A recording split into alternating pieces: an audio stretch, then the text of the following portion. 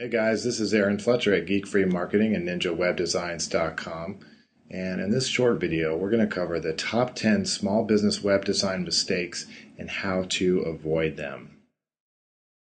You're probably aware that Google gets over 600,000 daily searches for local services, and that's likely leaving you wondering, where the heck are yours? And if you're like most small business owners, you probably currently have a website but aren't satisfied with the traffic and leads generated. You might know you need to do something to increase your internet presence and reach more clients online, and you're just trying to get from point A, where you have little traffic and even less leads, and create a simple to use site that Google and people love. But it's not that simple, is it? Well, today we're going to make it a little bit easier and show you the top 10 small business web design mistakes and again how to avoid them. The first one is hiring a web designer. That might sound like a play on words there, but really the art and science of online marketing are very different when we look at aesthetics versus functionality. And when you hire a web designer, search and usability are often lacking. That just means that you can end up with a nice looking hotel in the middle of the desert. And by that I mean most designers that go to design school and have that type of background are very good at aesthetics and looks and creativity, but not so much in the science of finding the right keywords and doing the right things to make your site search engine friendly and ultimately a valuable tool for lead generation. The second mistake is not implementing SEO basics, and by that we mean page titles, which is using the most popular keywords on the title of every page on your site, ensuring that you incorporate those keywords in the important places on your site, meaning your articles, blogs, your service pages, and everywhere in your site where you want to attract people, you need to use those keywords. And the last thing is just backlinks. Even though that's not a design element per se, I like to sneak that in there because it's so important to list your business in the right places to get found by your clients. And the third mistake is not using a CMS or content management system.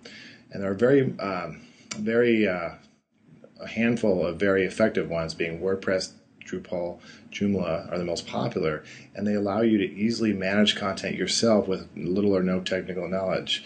We only use and recommend WordPress, and it's important to have a CMS there, folks, because lack of ability to access and log into your site is a reason why most small business owners don't have a successful site, because they're disconnected from the site. The fourth mistake that we see a lot is just failing to add content. Again, this ties into not having a friendly site or not seeing that it's important enough or making a priority out of adding content on a regular basis. And the result of this is that most websites are online brochures, just static, boring text information about you instead of about the needs of your clients. And we believe you should blog at least once a week, and you should address the needs of your audience, not yourself. And contrary to popular belief, outsourcing is better than not publishing at all. Because if the result is that you have 4 new blog posts a month that aren't ideal, at least if they're high quality, you're adding content that's going to attract search engines and people to your site, which is the whole point. So doing this bears huge traffic and reputation benefits, and it's important to add content frequently. The fifth mistake we see is omitting local address information. And what we mean by that is Google Places and other directories validate this. They look at your website and they try to match your online listings with your site itself to see if you're legitimate, and you have to have your physical location and address entered the right way in your site, and it should match those other searches, other sites where people are doing searches rather. And a lot of people don't know this, but mobile search use is growing over 400% each year. So if you can imagine how important it is, considering that you're a local business, to show up when people are doing local and mobile searches, you have to have that local information on your site. And doing this also builds trust and confidence with clients. They feel more comfortable if you're seen as a person of authority and you have local information everywhere on your site. The last thing is you need to do is just make sure you list your address on the header or footer of every page, not just on your Contact Us page, but list that local information on every page. The sixth mistake we see is forgetting a strong call to action. Okay, so this tells visitors what the next step is and how. So in a lot of sites you'll see a lot of great information, but then the visitor just leaves and they go to another site when they finally make a purchase or engage a doctor, a lawyer, or dentist like yourself, because you're not providing a clear path and telling them what to do next. You need to make it easy for clients to contact you. So by using lead forms in multiple places on every page, and even a traffic magnet like an ebook, a video, or a tip sheet, you're really making it easy to contact you. A lot of clients don't feel comfortable using contact forms or large phone numbers, but you have to do that, because if you think about your website as a filter and you're getting probably several thousand, if you're the average small business owner, 12, 15, 20,000 visitors a year coming through your site. And it's all about how many of those are sticking and actually contacting you and becoming leads. So if you do something like write an ebook or a quick video or even a tip sheet that they have to enter their name, phone number, or email address to download, you're going to have a lot better results by using a traffic magnet. Number 7 is failing to engage clients. So really what this boils down to is that text is dead. Online attention span of people is about 15 seconds. And we like to say at attentionvideo.com that a picture is worth 1,000 words, but a video is worth 1,000 clients. So you can imagine that a video would probably increase the time on a website. It usually does. But more importantly, it allows clients to get to know you right away. So instead of looking at some boring text that they're going to glance at and then go to the next provider online, they're going to get to know you and get a feel for your style and see you as a provider of good services and authority in your area. You can almost use the internet as a virtual sales force to greet people instead of just have them come to a boring site and leave.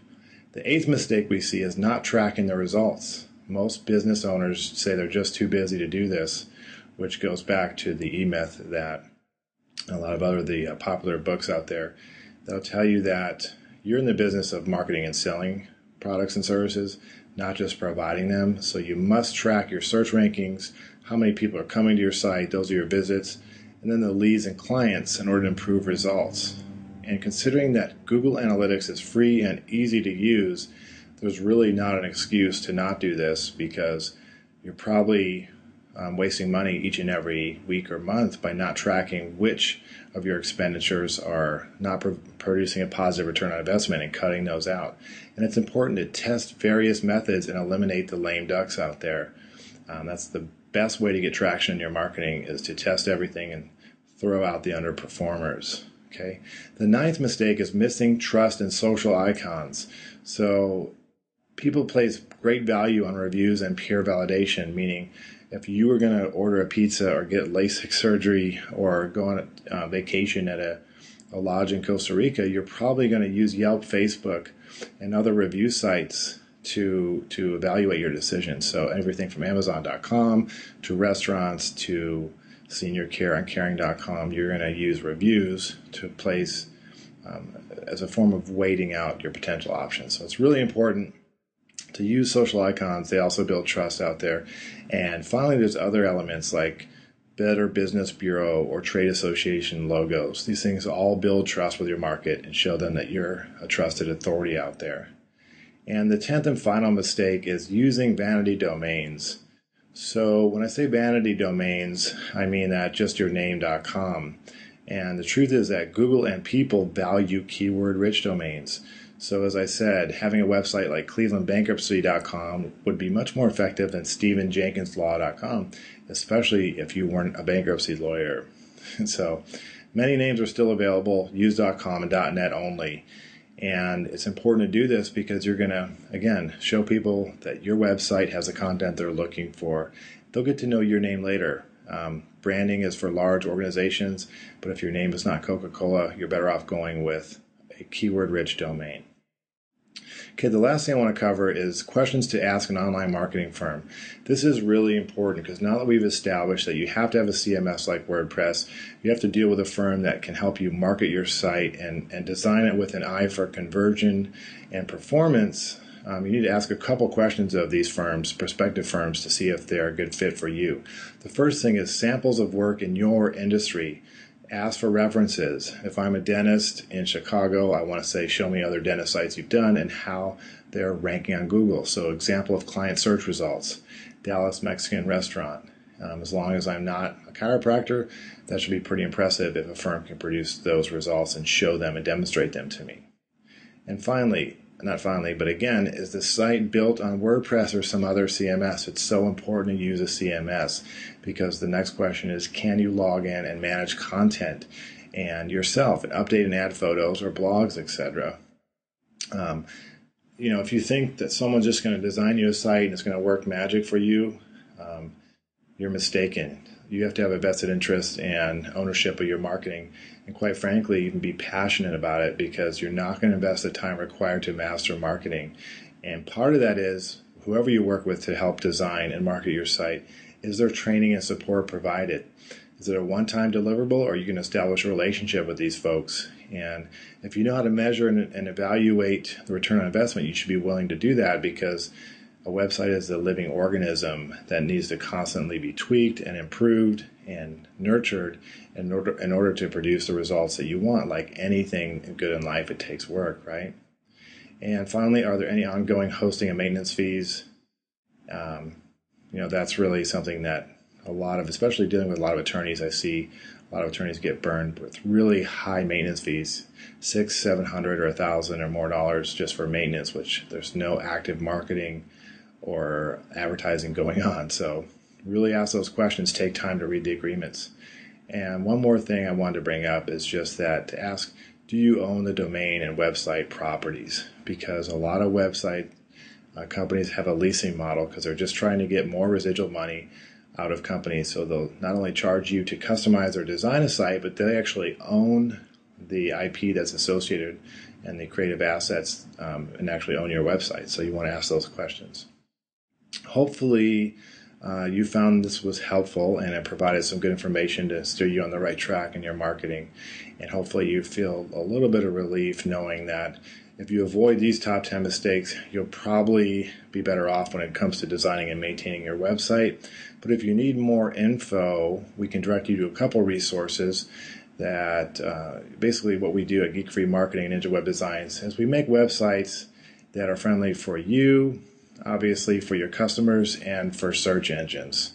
Okay, so search engines, you and your customers all love our sites because we always think about the three legs of the table, three legs that it takes to hold up the table, and that is the foundation of a strong marketing platform.